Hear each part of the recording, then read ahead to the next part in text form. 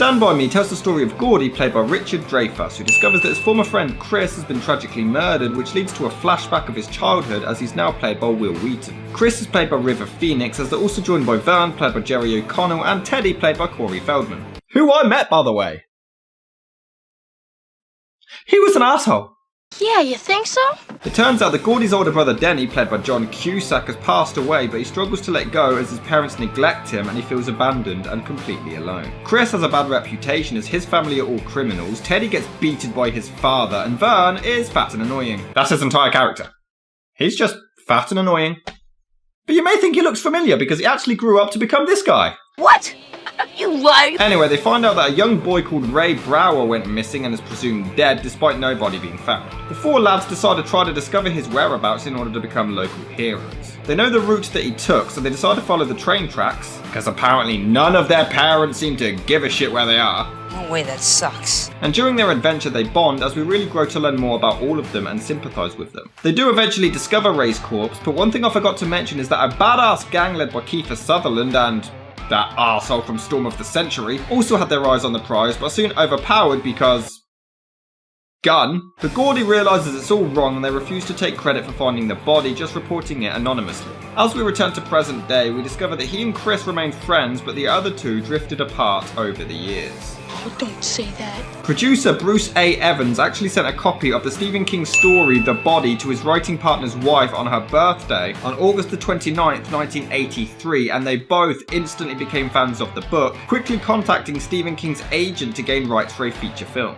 The terms were $100,000 and 10% of the gross profits. The money wasn't an issue, but they weren't too keen on the percentage offered as they had no big stars to really sell the film. They decided to bring on director Adrian Lyne to hopefully help, but every single studio turned down the offer except Embassy. They spent 4 months negotiating the film rights and eventually agreed on $50,000 and a smaller share of the profits, which led to 8 weeks being spent on the script. The studio did, however, refuse to pay the salary that the director wanted, but the producers gave up half of their share of profits in exchange for it. But this all fell flat as Lyne realised he had promised himself a vacation after finishing 9.5 weeks and he wouldn't be available. So why even take on the job in the first place? Sorry. At that point, Rob Reiner was sent the script, which he thought had potential but no real focus. He did, however, sign on to direct in 1984, but he wanted to focus the story on Gordy instead, adding emphasis to the older brother angle, which he could really relate to. The writers obliged, and a new script was produced, but just days before shooting was to begin in the summer of 1985, Embassy was bought out by Columbia Pictures, who wanted to cancel the entire movie completely. Luckily, one of the co-owners of Embassy gave $7.5 million of his own money to finish it, truly believing in Reiner and the script. Who just has $7.5 million of their own money lying around? I don't know. Rob Reiner found 4 young boys who basically were the characters we played. I was awkward and nerdy and shy and uncomfortable in my own skin and really sensitive. River was cool and really smart and passionate, and even at that age, kind of like a father figure to some of us. Jerry was one of the funniest people I've ever seen in my life, either before or since, and Corey was unbelievably angry and in an incredible amount of pain and had an absolutely terrible relationship with his parents. I wouldn't really brag about that. Hey guys, we needed no acting talent whatsoever. We were just ourselves. Well, then you're an asshole. The directors and producers interviewed more than 70 boys for the main characters out of more than 300 who tried out. River Phoenix even originally reading for the part of Gordy, but instead of filming immediately, Reiner got the 4 boys together for 2 weeks to play some improvisation games on stage to build their chemistry, which led to real life friendships between them and several shots being done in one take with each actor nailing their cues perfectly. Filming took place in Brownsville, Oregon for a fictitious town of Castle Rock, which by the way was such a huge thing, Reiner actually named his production company Castle Rock Entertainment, but the town of Brownsville to this day still holds an annual Stand By Me Day each July to celebrate the anniversary. The original title was also called The Body after the book, but the producers found it misleading as it sounded like either a sex film, a bodybuilding movie, or another Stephen King horror. Or the episode of Buffy where a mum croaked. What are you, crazy? However, there was still an issue. Embassy were going to distribute it, but they would no longer be there. The Creative Artists Agency, however, promised to help them find a distributor, but Paramount, Universal, and Warner Brothers all refused until Gary McElwain from Columbia gave them the break they needed when he showed the movie at his house when he was feeling sick, and the positive reaction he got from his daughters convinced him to finally help them distribute it. Stand By Me was released on August the 8th, 1986, ending up grossing an insane $52,287,414 against a budget of just $8 million, but fans and critics alike were torn. Stephen King himself was very impressed and loved the film, even claiming that he considers it to be the first successful translation to film of any of his works. Didn't he absolutely adore Carrie, which came out years before? Oh man, that was the best. Just the best. Yeah. Allegedly, during his first viewing of the movie, King had to actually excuse himself for 15 minutes to compose himself. When he returned, he claims that's the best film ever made out of anything I've written, which isn't saying much, but they've really captured my story. It is autobiographical. I was living in a small town in Oregon called Castle Rock. Wait, it's not in Maine? Hey, how do you know a Frenchman's been in your backyard? Hey, I'm French, okay? Your garbage cans are empty and your dog's pregnant. You four-eyed pile of shit. A pile of shit has 1,000 eyes. That may be the absolute greatest line I've ever heard, or the worst. I have no idea what it means. Oh man, wait to hear this. Wait to hear this. You won't believe it. It's unbelievable. Let me catch my breath. After I've learned to act convincingly. You know, I have to say, this is one of the most star-studded and awesome cast lineups I have ever seen. There's so many big stars, it's awesome. Oh yeah, let's just sit down in the middle of a train track while we search for a kid who supposedly got hit by a train. What's the worst that could happen? And then Feldman literally attempts suicide. For no reason. I mean, I know that he's depressed about his parents and everything, but this kind of comes out of nowhere. He claims he wants to play a game where he jumps out of the way at the last minute. I mean, we used to do this when I was a kid with cars, but not this close or this nuts. There's being a stupid kid, and then there's having a death wish. This scene is dumb, and it only exists to foreshadow something that happens later. But the best part is when Feldman has his damn life saved, and he gives this grumpy ass looking face. I'm just trying to save your life, man!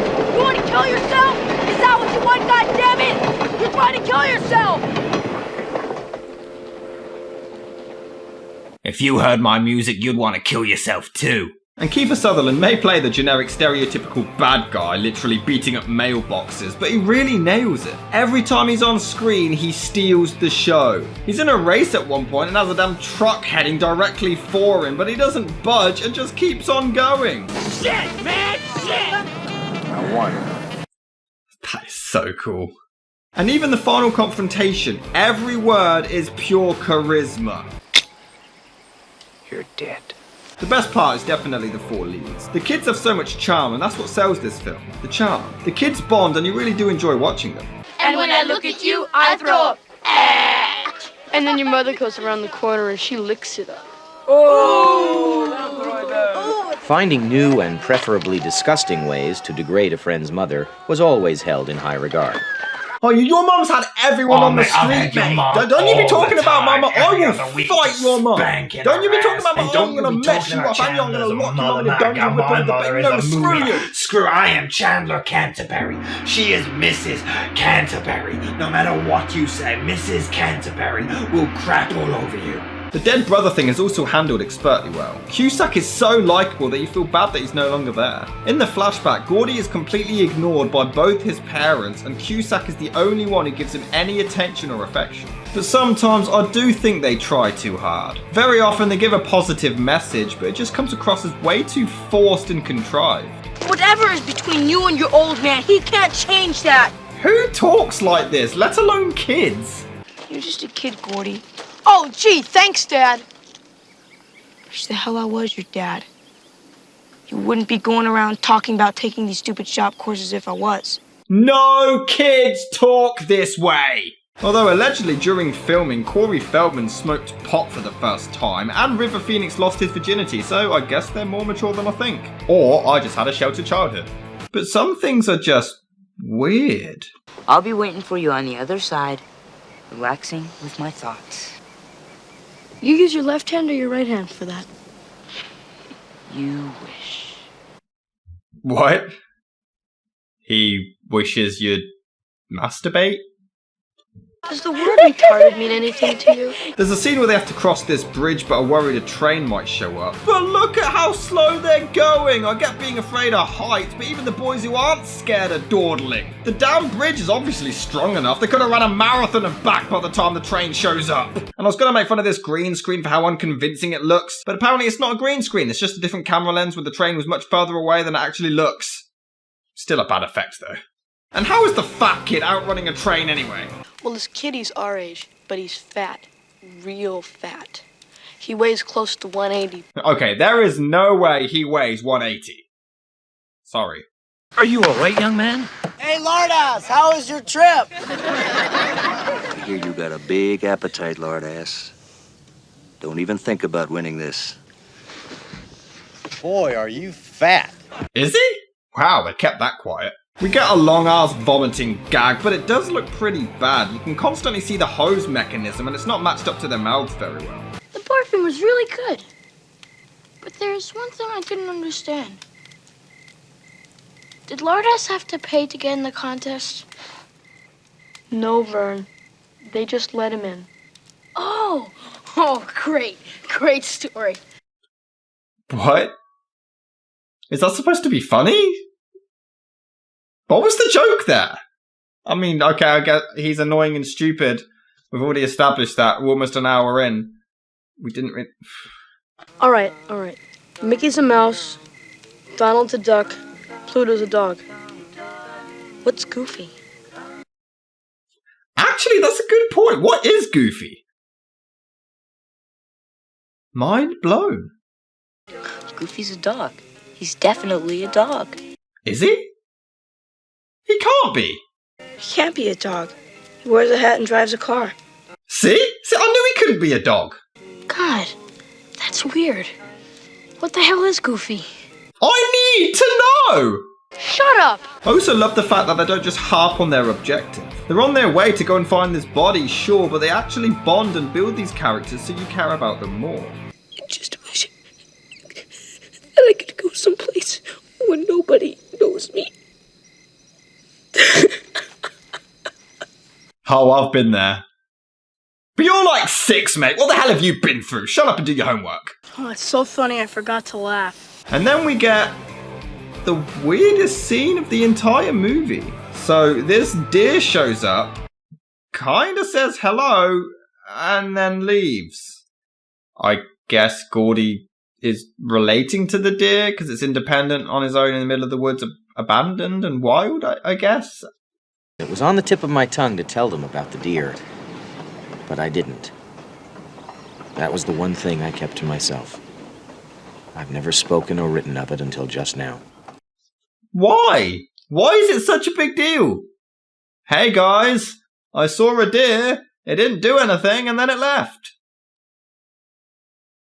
There is a nasty scene where the boys get covered in leeches, which by the way was actually real. The director didn't want to risk them going into an actual pond, so they built one but didn't film until months later, so obviously leeches were going to be there. Genius! But how the hell does Gordy remove one from his dick and not even scream in any pain? Oh, close enough. I've never met anybody who fainted before. Maybe he made a bad mistake and looked at your face. Shut up, Teddy. What did this kid do to these guys to piss them off so much? Eat their Snickers? But are you telling me that not a single person, police officer or not, has checked this route and or discovered the kid's body, but these 4 Rugrats did? Suck my fat one, you cheap dime store hood. Well, that was possibly the worst one-liner I've ever heard in my entire life. Overall, the movie is actually wonderful. It's a thrill to sit back and enjoy these kids on their adventure. I don't think it's the best Stephen King movie, but it's probably up there. It's charming, sweet, emotional, just a damn good film.